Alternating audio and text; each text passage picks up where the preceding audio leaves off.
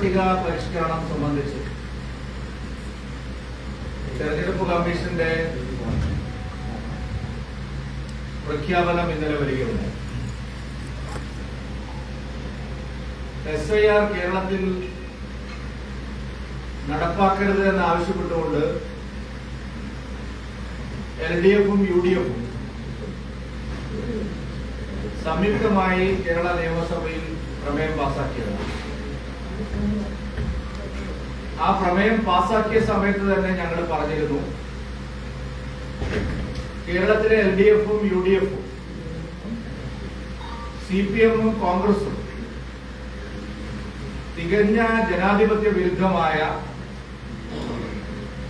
വസ്തുതാ വിരുദ്ധമായ ഒരു പ്രചാരണത്തിനാണ് നിയമസഭയെ സാക്ഷിയാക്കിയത് എന്നുള്ള കാര്യം ഞങ്ങൾ പറഞ്ഞിരുന്നു. വോട്ടർ പട്ടിക പരിഷ്കരണം ജനാധിപത്യത്തെ ശക്തിപ്പെടുത്താൻ വേണ്ടിയുള്ളതാണ്.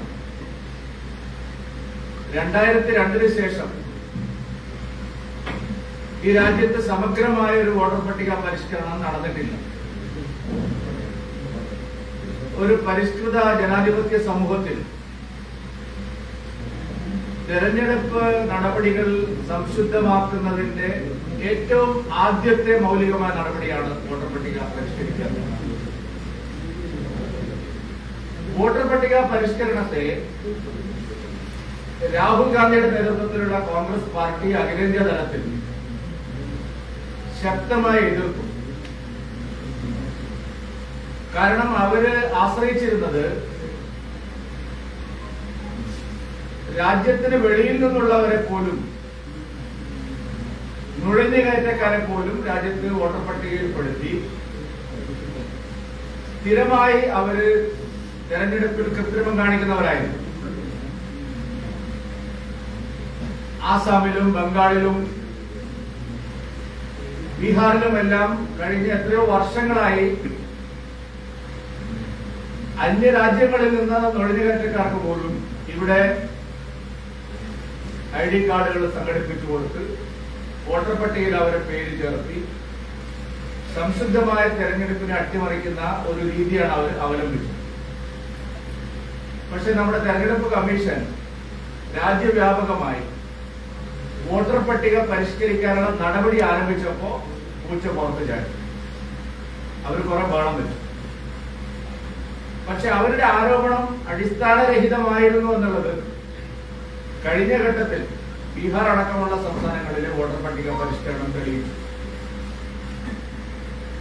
വോട്ടർ പട്ടിക പരിഷ്കരണത്തിനെതിരായി വോട്ട് ചോരി എന്നുള്ള വലിയ ആരോപണം ഉന്നയിച്ചുകൊണ്ട് അവർ വലിയ റാലി നടത്തി.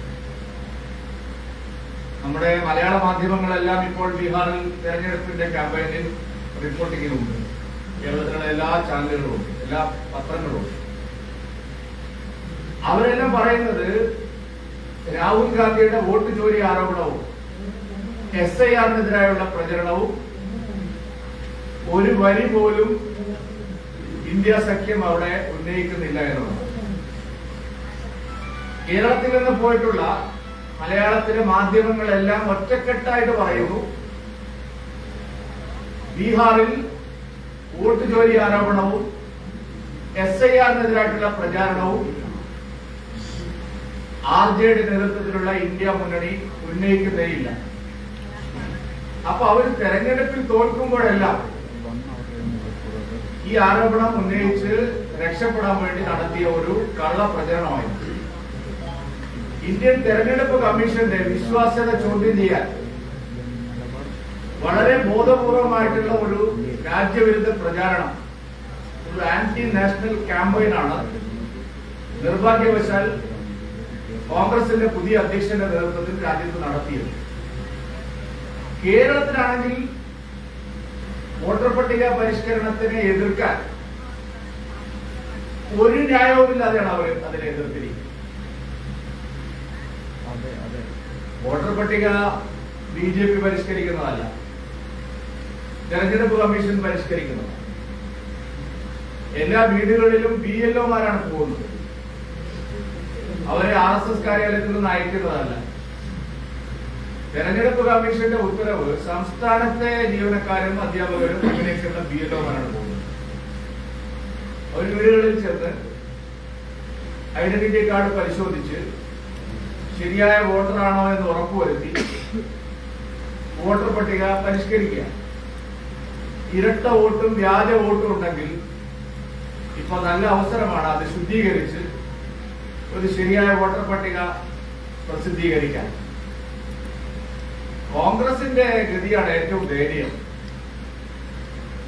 കോൺഗ്രസ് കാലാകാലങ്ങളിൽ കേരളത്തിൽ പ്രചരിപ്പിച്ചുകൊണ്ടിരുന്നത് മാർക്സിസ്റ്റ് പാർട്ടിയും LDF വ്യാപകമായ കള്ളവോട്ട് ചേർക്കുന്നു എന്നുള്ളത്.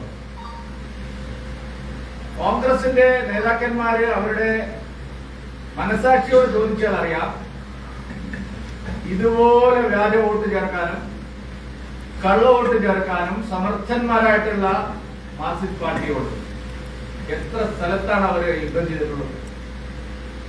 കണ്ണൂർ കാസർഗോഡ് ജില്ലയിൽ പ്രത്യേകിച്ചും തെരഞ്ഞെടുപ്പ് കാലത്ത് നമ്മുടെ അനുഭവമാണ്. കർക്കിടക വാവിന് തർപ്പണം ചെയ്യാൻ പിതൃക്കൾ വരുന്നത് പോലെ മരിച്ചുപോയ ആളുകൾ വന്ന് കേരളത്തിൽ വോട്ട് ചെയ്യുന്നതിനെ കുറിച്ച് അതിനുവേണ്ടി വലിയ സമരം ചെയ്തിട്ടുള്ള ആളുകളാണ് കോൺഗ്രസ്. അതിനെതിരെ ആ കോൺഗ്രസും കൂടി ഈ പി സതീശനെ പോലുള്ള നേതാക്കന്മാര് ഇപ്പോൾ അവിടെ നിന്ന് ജയിച്ച MP ആയിട്ടുള്ള ശ്രീമാൻ അടൂർ പ്രകാശ് 50,000-ത്തിലധികം ഇരട്ട വോട്ടുകൾ അദ്ദേഹം തള്ളിച്ചു എന്നാണ് പറഞ്ഞത്. ഞാൻ പറഞ്ഞതല്ല, BJP പറഞ്ഞതല്ല. വളരെ ആധികാരികമായി ഉത്തരവാദിത്വത്തോടുകൂടി അടൂർ പ്രകാശും കോൺഗ്രസ് നേതാക്കളും പൊതുമധ്യത്തിൽ പബ്ലിക് ഡൊമൈനിൽ പറഞ്ഞതാണ് 50,000-ത്തിലധികം ഇരട്ട വോട്ടുകൾ ഒരു പാർലമെന്റ് മണ്ഡലത്തിൽ നിന്ന്, ആറ്റിങ്ങൽ പാർലമെന്റ് മണ്ഡലത്തിൽ നിന്ന് അദ്ദേഹം ഒരു പ്രത്യേക ആപ്പ് വഴി, സോഫ്റ്റ്വെയർ വഴി പരാതി കൊടുക്കുന്നു. ഇവിടെ ഒരു മാസം മുമ്പ് നമ്മുടെ കോൺഗ്രസിന്റെയും മാർക്സിസ്റ്റ് പാർട്ടിയുടെയും നേതാക്കന്മാർ പറഞ്ഞത് തൃശ്ശൂരിൽ BJP ജയിച്ചത്, സുരേഷ് ഗോപി ജയിച്ചത് അധികം വോട്ട് അവിടെ ചേർത്തത് കൊണ്ടാണ്. ഈ തദ്ദേശ തെരഞ്ഞെടുപ്പിനോടനുബന്ധിച്ച് കേരളത്തിൽ പലയിടത്തും ഇരട്ട വോട്ടുകൾ സംബന്ധിച്ചുള്ള വലിയ തർക്കവിതർക്കങ്ങൾ LDF-ഉം UDF-ഉം തമ്മിൽ നടക്കുകയാണ്. ഈ കോഴിക്കോട് കോർപ്പറേഷനിൽ ഇരട്ട വോട്ടുകളുണ്ട് എന്ന് പറഞ്ഞ് UDF സമരത്തിലാണ്. കേരളത്തിലെ എല്ലാ തദ്ദേശ സ്ഥാപനങ്ങളിലും ഇരട്ട വോട്ടുകളുടെ പേരിൽ UDF സമരത്തിലാണ്. എല്ലാ നിയമസഭാ തെരഞ്ഞെടുപ്പിലും വോട്ടർ പട്ടികയിൽ ഇരട്ട വോട്ടുകളുണ്ട് എന്ന് പറഞ്ഞുകൊണ്ട് തെരഞ്ഞെടുപ്പ് കമ്മീഷന് പരാതി കൊടുക്കുന്ന പാർട്ടിയാണ് UDF. ഇപ്പൊ ഇരട്ട വോട്ടുകൾ തള്ളിക്കാൻ, വ്യാജ വോട്ടുകൾ തള്ളിക്കാൻ, വോട്ടർ പട്ടിക ശുദ്ധീകരിക്കാൻ ഒന്നാന്തരം ഒരു അവസരം കിട്ടിയിട്ട് ഇവർ രണ്ടുപേരും കൂടെ അതിനെ എതിർക്കുക. വിനാശകരമായ രാഷ്ട്രീയമാണ് കേരളത്തിൽ LDF-ഉം UDF-ഉം ഉന്നയിക്കുന്നത്. അവർക്ക് മനസ്സിലായി, ശരിയായ നിലയിൽ വോട്ടർ പട്ടിക പരിഷ്കരിച്ചാൽ കേരളത്തിലെ പല മണ്ഡലങ്ങളിലും ഇരട്ട വോട്ടുകൾ സ്ഥിരീകരിക്കപ്പെടാൻ സാധ്യതയുണ്ട്. പല മണ്ഡലങ്ങളിലും ഇരട്ട വോട്ടുകൾ ചേർക്കുന്നതിൽ മാർക്സിസ്റ്റ് പാർട്ടിയും ലീഗും കാര്യമായിട്ട് അധ്വാനിക്കുന്നുണ്ട്. കാസർഗോഡ്, മഞ്ചേശ്വരം മണ്ഡലങ്ങളിൽ വ്യാപകമായി കർണാടകയിൽ നിന്നുള്ള വോട്ടർമാരെ മുസ്ലിം ലീഗ് ആസൂത്രിതമായി പട്ടികയിൽ ചേർക്കുന്നു. വ്യാജ വോട്ട്. മലപ്പുറം ജില്ലയിലും മുസ്ലിം ലീഗിന് ശക്തിയുള്ള പല മണ്ഡലങ്ങളിലും വ്യാപകമായ ഇരട്ട വോട്ടുകൾ. CPM ആവട്ടെ സാർവത്രികമായി കേരളത്തിൽ ഇരട്ട വോട്ടുകൾ ചേർക്കുകയാണ്. അതിവേഗം നഗരവൽക്കരിക്കപ്പെടുകയാണ് കേരളം. കേരളത്തിലെ പല നഗരങ്ങളിലും ഫ്ളാറ്റുകൾ കേന്ദ്രീകരിച്ചുകൊണ്ട് വോട്ടർമാരെ തിരിച്ചറിയാൻ വയ്യാത്ത വിധത്തിലുള്ള ക്രമക്കേടുകൾ വോട്ടർ പട്ടികയിൽ ഉണ്ടായിട്ടുണ്ട് എന്നുള്ള ആക്ഷേപം ഇവർ പരസ്പരം ഉന്നയിച്ച് അത് ശരിയാണെന്ന് തെളിയിച്ചു. അപ്പോൾ വോട്ടർ പട്ടിക ശുദ്ധീകരിക്കാൻ, പരിഷ്കരിക്കാൻ, ശരിയായ വോട്ടർ പട്ടിക തെരഞ്ഞെടുപ്പിന്റെ സുതാര്യതയ്ക്ക് ഏറ്റവും ആവശ്യമാണ്. അതിനുള്ള ഒന്നാന്തരം അവസരം കേരളത്തിൽ ഇപ്പോൾ വന്നിരിക്കുകയാണ്. ഞങ്ങളിത് ആദ്യമേ പറഞ്ഞിട്ടുണ്ട്. വോട്ടർ പട്ടിക പരിഷ്കരിക്കണം, SIR നടപ്പാക്കണം, നീതിയുക്തമായ തെരഞ്ഞെടുപ്പിന് ഇത് ആവശ്യമാണ്. തെരഞ്ഞെടുപ്പ് കമ്മീഷന്റെ ഇപ്പോഴത്തെ നടപടി കേരളത്തിലും വോട്ടർ പട്ടിക ശുദ്ധീകരിക്കാനുള്ള അവസരം ആയി വന്നിരിക്കുകയാണ്. ഇനിയെങ്കിലും തങ്ങളുടെ തെറ്റായ പ്രചാരവേലയിൽ നിന്ന് മാറി തെരഞ്ഞെടുപ്പ് കമ്മീഷനോട് സഹകരിക്കാനാണ് നിങ്ങൾ തയ്യാറാവുന്നത്. ഇപ്പൊ ഇവര് പറയുന്നത് ഞങ്ങൾ കോടതിയെ സമീപിക്കുന്നു. KC വേണുഗോപാലിന്റെയും മറ്റും പ്രസ്താവനകൾ കേട്ടു. കോടതിയെ സമീപിച്ചാലും തെരഞ്ഞെടുപ്പ് നടപടികൾ തടസ്സപ്പെടുത്തുകയല്ലാതെ ശാശ്വതമായി നിങ്ങൾക്ക് SIR-നെ തടയാൻ സാധിക്കില്ല. അത് തെരഞ്ഞെടുപ്പ് കമ്മീഷന്റെ ഡ്യൂട്ടിയാണ്. അതുകൊണ്ട് അത് മനസ്സിലാക്കി അവിവേകപൂർണമായ നടപടിയിലേക്ക് പോവാതെ എത്രയും വേഗം കേരളത്തിലെ വോട്ടർ പട്ടിക ശുദ്ധീകരണത്തിന് സഹകരിക്കാൻ കേരളത്തിലെ പ്രബലമായ രണ്ട് മുന്നണികളും തയ്യാറാവണം എന്നാണ് BJP-ക്ക് ആവശ്യപ്പെടാനുള്ളത്. തദ്ദേശ തെരഞ്ഞെടുപ്പ് കാരണം ഇത് തടസ്സപ്പെടുന്നതാണ് ഇവർ പറയുന്നത്. ഇതിന് ഒരു തടസ്സവും ഇല്ല. ഇത് രാഷ്ട്രീയ പാർട്ടികളല്ല ചെയ്യുന്നത്. പൗരന്മാർക്ക് അവരുടെ വോട്ട് സംരക്ഷിക്കാൻ സഹായകരമായ നിലപാടാണ് തെരഞ്ഞെടുപ്പ് കമ്മീഷൻ സ്വീകരിക്കുന്നത്. വ്യാജ വോട്ടുണ്ടെങ്കിൽ അത് തിരിച്ചറിയാൻ സാധിക്കും. ആരെങ്കിലും വിട്ടുപോയിട്ടുണ്ടെങ്കിൽ അവരെ ചേർക്കാൻ സാധിക്കും. എന്തെങ്കിലും പരാതികൾ ഉണ്ടെങ്കിൽ അപ്പീൽ പോയി അത് ക്രമീകരിക്കാനുള്ള സുതാര്യമായ സംവിധാനങ്ങളുണ്ട്. വളരെ മെച്ചപ്പെട്ട ഒരു പ്രവർത്തനമാണ് ഇക്കാര്യത്തിൽ നടക്കുന്നത്. വ്യാജ വോട്ടുകൾ ഇല്ലാത്തവർ എന്തിനാ പേടിക്കുന്നത്? എന്തിനാണ് LDF-ഉം UDF-ഉം ഭയപ്പെടുന്നത്? തങ്ങൾ ഇരട്ട വോട്ട് ചേർത്തില്ലെങ്കിൽ, വ്യാജ വോട്ടുകൾ ചേർത്തില്ലെങ്കിൽ എന്തിനാ ഭയപ്പെടുന്നത്? അപ്പൊ ജനഹിതം തങ്ങൾക്കെതിരായി മാറുമോ? കുതന്ത്രങ്ങളിലൂടെ ജയിച്ചുകൊണ്ടിരുന്നത് ഇനി നടക്കാതെ വരുമോ? ഈ ഒരു വേവലാതിയാണ് LDF-നെയും UDF-നെയും ഇപ്പൊ ബാധിച്ചിരിക്കുന്നത്. അത് ജനങ്ങൾക്ക് നന്നായി ബോധ്യമായിട്ടുണ്ട്. ഒരു പൗരനും, കേരളത്തിൽ താമസിക്കുന്ന ഒരു പൗരനും അവരുടെ വോട്ടവകാശം നഷ്ടപ്പെടുകയില്ല. ഒരിടത്ത് വോട്ട് ചെയ്യാനുള്ള അവസരം എല്ലാവർക്കും ഉണ്ടാവും. അതിന് പറ്റിയ രീതിയിലുള്ള സംവിധാനങ്ങളാണ് തെരഞ്ഞെടുപ്പ് കമ്മീഷൻ ഒരുക്കിയത് എന്ന് ഇന്നത്തെ തെരഞ്ഞെടുപ്പ് കമ്മീഷന്റെ വാർത്താ സമ്മേളനത്തിൽ നിന്ന് ബോധ്യമായിരിക്കുകയാണ്. ലോകത്തിലെ ഏറ്റവും സുതാര്യവും ശക്തവുമായിട്ടുള്ള തെരഞ്ഞെടുപ്പ് പ്രക്രിയ ഇന്ത്യ രാജ്യത്താണ്. കേരളം മികച്ച മാതൃകയാണ്. അവിടെ ഇത്തരം ഗുണന്ത ന്യായങ്ങൾ പറഞ്ഞ് തെരഞ്ഞെടുപ്പ് പ്രവർത്തനങ്ങളെ അട്ടിമറിക്കരുത് എന്നുകൂടി പറയാൻ ഞാൻ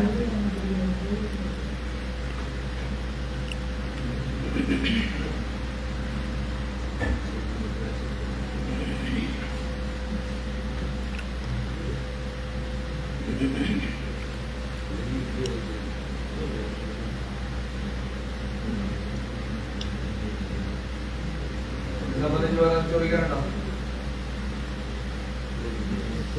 സംബന്ധിച്ചല്ലാത്ത ചോദ്യങ്ങൾ ചോദിക്കാൻ ആയോ? ഇതിനെ പറ്റിയിട്ട് നിങ്ങൾക്ക് കൂടുതൽ ചോദിക്കാനുള്ള ആദ്യം വാർത്താ സമ്മേളനത്തിന് വേണ്ടി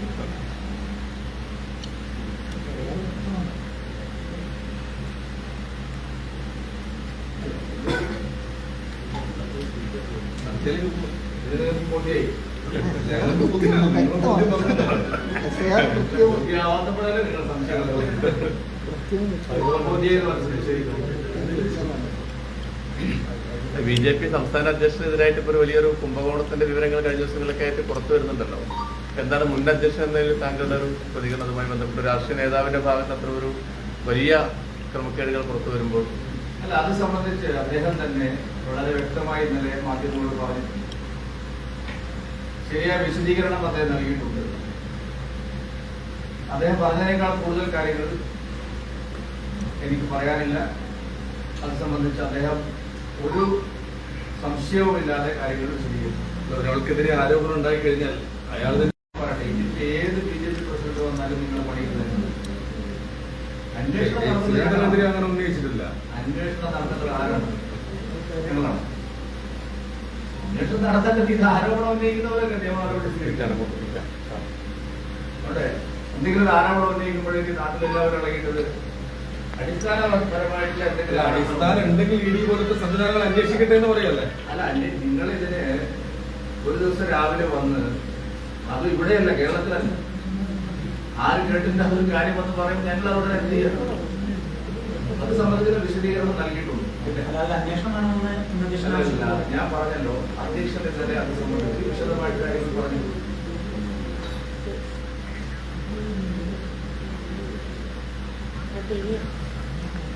ഇതുമായിട്ട് കൂടുതൽ കാര്യങ്ങൾ അദ്ദേഹം തന്നെ വിശദീകരിക്കട്ടെ എന്നുള്ളതാണോ? ഞാൻ പറഞ്ഞത് ഞാൻ ആ ബാല ഒഴിവാക്കി. അതായത് ധാരാളം വിഷയങ്ങൾ ഇപ്പൊ കേരളത്തിലുണ്ട്. ഇന്നിപ്പോ ശബരിമലയിൽ നിന്ന് വന്നിരിക്കുന്ന വാർത്ത എന്താണ്? വിജയ് മല്യ കൊടുത്ത സ്വർണത്തിനെ സംബന്ധിച്ചുള്ള ഒരു കണക്കും അവിടെയില്ല. ഗുരുതരമായ പ്രശ്നമാണ്. ഇപ്പൊ ഏതോ സ്വർണം കണ്ടെടുത്തു എന്ന് പറയുന്നു. അതിൽ തന്നെ സംശയമുണ്ട് ആൾക്കാർക്ക്. ഇത് എവിടുന്ന് കിട്ടിയ സ്വർണമാണ്? ഈ ശബരിമലയിലെ ദ്വാരപാലക ശില്പങ്ങളിൽ നിന്ന് എടുത്തുകൊണ്ടുപോയ തൊണ്ടി മുതൽ തന്നെ PMC പദ്ധതി നടപ്പാക്കുന്നതോടുകൂടി CPM പറയുന്ന ഒരു പ്രധാനപ്പെട്ട കാര്യം കരിക്കുലം ഒന്നും കേന്ദ്രമല്ല, നമ്മൾ തന്നെ നിശ്ചയിക്കുന്നതാണ്. ഇപ്പൊ കേന്ദ്രമന്ത്രി ജോർജ് കുര്യനും പറയുന്നത് സമാനമാണ്. സംസ്ഥാനങ്ങൾക്ക് അത് തീരുമാനിക്കുന്നുണ്ട്. താങ്കൾ പറഞ്ഞ സവർക്കർ അടക്കമുള്ള ആളുകൾക്ക് പഠിക്കേണ്ടി വരുന്നുണ്ട്. ഇന്നലെ ഒരു ചാനലിൽ വിശദമായിട്ട് ഞാൻ സംസാരിച്ചതിന് മറുപടി ഞാൻ പറഞ്ഞത് കരിക്കുലം തയ്യാറാക്കുന്നത് SCRT തന്നെയാണ്. ശരിയായ വസ്തുതകൾ വിദ്യാർത്ഥികളിൽ എത്തിക്കാനാണ് SCRTക്ക് NCRT നിർദ്ദേശം നൽകിയിരുന്നു. കാര്യം മനസ്സിലായി. കള്ളത്തറ ഇനി പ്രചരിക്കാൻ അത്ര ഞാൻ പറഞ്ഞതാണ്. അതുമാത്രമല്ല, നിയമസഭ കഴിഞ്ഞ ദിവസങ്ങളിൽ സംസ്ഥാന സെക്രട്ടേറിയറ്റ് CPM-ന്റെ ചർച്ചയായിട്ട് വന്നിട്ടുള്ളത് തൽക്കാലം നമ്മൾക്ക് സാമ്പത്തിക പ്രതിസന്ധി മറികടക്കാൻ ആ ഫണ്ട് മേടിച്ചതിന് ശേഷം നമുക്കത് പിൻവലിച്ച് കളയാമെന്നുള്ള രീതിയിലൊരു ചർച്ച ആണ്. ഇങ്ങനെ ഈ ആദ്യഘട്ടത്തിലെ ഫണ്ട് മേടിച്ചിട്ട് പിൻവലിയൊക്കെ ചെയ്യാൻ പറ്റും. അങ്ങനെ ആളെ പറ്റിക്കുന്ന പരിപാടി നിങ്ങളിവിടെ നഗരം പഠിക്കുന്ന പോലെ കേന്ദ്ര ഗവൺമെന്റ് പഠിക്കുന്നത് അതെങ്ങനെയാണ്? മന്ത്രി പറയുന്നത് തന്ത്രപരമായ നീക്കമാണ്, അടവ് നയമാണെന്നൊക്കെയാണ്. അടവ് നയം എന്ന് പറഞ്ഞാൽ കേരളത്തിനടുത്ത് പോകുന്നത്. ഇവിടെ എന്തെല്ലാം കാര്യങ്ങൾ ഇവർ നടപ്പാക്കുന്നുണ്ട്. ഇപ്പൊ തന്നെ ഇഷ്ടംപോലെ കാര്യങ്ങൾ നടപ്പാക്കുന്നുണ്ട്. ഞാനതൊക്കെ വിശദീകരിച്ചിട്ടുണ്ട്. അതായത് CPM ഇപ്പോൾ വലിയ ഊരാ കുറിക്കപ്പെട്ടിട്ടുണ്ട് ഇടതുമുന്നണിയാകെ. അതിനുള്ള കാരണം അവർ നടത്തിയ തെറ്റായ പ്രചരണങ്ങൾ തന്നെയാണ്. അവര് കാടടച്ച് വെടിവെച്ചു. NEP വന്നപ്പോ കാടടച്ച് വെടിവെച്ചു. കള്ള പ്രചരണമാണ്. ആ പ്രചരണം മത്സര ബുദ്ധിയോടെ CPI-യും CPM എടുത്തു. അതാണ് ഉണ്ടായിരിക്കും. അല്ല, ഈ ഒപ്പിട്ടതിൽ നിന്ന് ഇനിയിപ്പം ഈ ചർച്ച വിഷയങ്ങളെ കാണുന്നവർക്ക് പിന്മാറാൻ പറ്റില്ലേ? MOU അണ്ടർസ്റ്റാൻഡിങ് കേന്ദ്രത്തിന് പിന്മാറാൻ സാധിക്കും.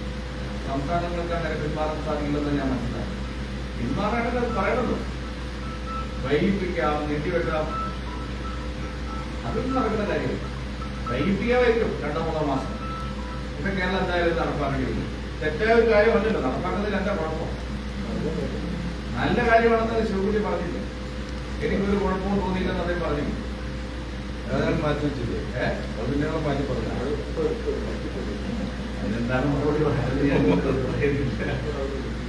അല്ലാതെ മാത്രമല്ല, LDF-ലെ ഘടകകക്ഷികൾക്കൊന്നും ഇല്ലാത്ത ഇത്രയും വിദ്വേഷം CPI-ക്ക് എന്താണ് ഈ വിഷയത്തിലുള്ളത്? CPI പറഞ്ഞു കുടിക്കുന്നതാണ്. ഇപ്പൊ എങ്ങനെ കൂടാൻ പറ്റും? CPI കൂടണമെങ്കിൽ എന്തെങ്കിലും ഒരു പിടിവള്ളി കിട്ടണ്ടേ? ആ പിടിവള്ളി എന്തെങ്കിലും കൊടുക്കുകയും. അതല്ലാതെ CPI-ക്ക് അത്ര വലിയ ആദർശമൊന്നും. കോൺഗ്രസ് എല്ലാ സ്ഥലത്തും ഇത് നടപ്പാക്കില്ലേ? കോൺഗ്രസിലൂടെയല്ലേ CPI? എല്ലാ സംസ്ഥാനങ്ങളിലും കോൺഗ്രസിന്റെ കൂടെയാണ്. ആദർശത്തിന്റെ പേരിലല്ല CPI പറഞ്ഞു കുടിക്കിയതാണ്. CPI പറഞ്ഞു കുടിയത് മാത്രമല്ല, CPI-ക്കാരെ ഒരു പൈസ ചെയ്തില്ല. രാജൻ മന്ത്രിസഭയെ ചോദിച്ചപ്പോ ഇയാൾ വേണ്ടിയില്ല. ചില പരിപാടിയാണ്. ഗോവിന്ദ മാഷാണെങ്കിൽ അതിനേക്കാൾ അപ്പുറം ഏത് CPI എന്നത് സത്യം പറഞ്ഞതാണ്. ഏത് CPI എന്നത് ഇതെല്ലാം അവർ ആത്മാവിഭാഗത്തെ ചോദ്യം ചെയ്തു. അതാണ് പ്രശ്നം സത്യത്തിലുണ്ടായിരുന്നു. നേരത്തെ പിന്നെ വിഷയത്തെ കണ്ട് സപ്പോർട്ടാക്കിയിരുന്നെങ്കിൽ ഇതൊന്നും ഉണ്ടാവുമായിരുന്നു. പക്ഷെ അവരെ ഇൻസൾട്ട് ചെയ്തു പല ഘട്ടങ്ങളിൽ. ഞാൻ മനസ്സിലാക്കുന്നത് അങ്ങനെയാണ്. ആ ഇൻസൾട്ട് ചെയ്തതോടുകൂടി അവർ പെട്ടുപോയി. പിന്നെ മന്ത്രിസഭാ യോഗത്തിൽ മന്ത്രിമാരെ ചോദിച്ചതിന് ഉത്തരം പറയാതെ അതിന് മുമ്പ് ഇന്നിപ്പോ വന്നിരിക്കുന്നത് എന്താ? 2024 തന്നെ റാണി റെഡി എഗ്രിമെന്റ് പറഞ്ഞിരിക്കുന്നു. സമ്മതം കൊടുത്തിരിക്കുന്നു. 2024 കഴിഞ്ഞിട്ട് 2025 അവസാനമാവാനായിരുന്നു. അപ്പൊ ഇതെല്ലാം ഒരു കള്ളക്കളി നടന്നു എന്നുള്ള ഒരു ഫീലിംഗ് ആണ് CPI. അത് ആരും അറിയാതെ നടത്തി രക്ഷപ്പെടാനാണ് പിണറായി വിജയൻ ശ്രമിച്ചത്. പക്ഷെ കേരളത്തിൽ അത് അത്ര എളുപ്പത്തിൽ നടക്കാത്തത് കൊണ്ടാണ് ഇപ്പോൾ പ്രശ്നങ്ങളെല്ലാം ഉണ്ടായത്.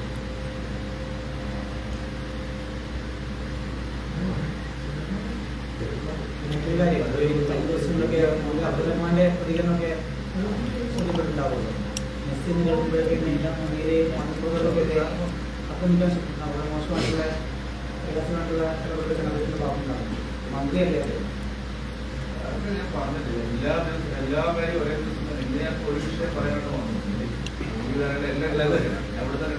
BMC ആയിട്ട് ബന്ധപ്പെട്ടല്ലേ കേരള മുഖ്യമന്ത്രി പിണറായി വിജയൻ നരേന്ദ്രമോദിയും ചേർന്ന് നടത്തിയ ഒരു ഡീലാണ്, അദ്ദേഹമായിട്ട് ബന്ധപ്പെട്ട ഒരു ഡീലാണ് ഇതിന് പിന്നിൽ നിന്നുള്ള ഒരു ആരോപണമാണ്. പിന്നെ CPIU പിന്നെ അതുപോലെ അല്ല നിങ്ങൾ പാർട്ടി നരേന്ദ്രമോദിയായിട്ട് ബന്ധപ്പെട്ട് അങ്ങനെ ഡീലും നടത്താൻ കഴിയില്ല. എന്ത് ഡീലാണ്? ഞാൻ ഇവിടെ കോൺഗ്രസ് ഭരിക്കുന്ന എല്ലാ സംസ്ഥാനങ്ങളും നിങ്ങൾ ഒരു കാര്യം പറയുമ്പോൾ മറ്റാരും ചെയ്യാത്തൊരു കാര്യമല്ലല്ലോ. 3 സ്റ്റേറ്റ് ഒഴിച്ച് ബാക്കി എല്ലാം ചെയ്ത കാര്യമല്ലേ. അവരൊക്കെ ഡീലൊക്കെയാണ്. ഡീലും ഇതൊന്നും BJPക്ക് ഇല്ല. അതൊക്കെ കേരളത്തിന് മാത്രം ചെയ്യാനുള്ള കുറെ കാര്യങ്ങളാണ്. കേന്ദ്രത്തിന്റെ ഇടയിൽ ഒരു ഡീലും നടക്കും. Thank you.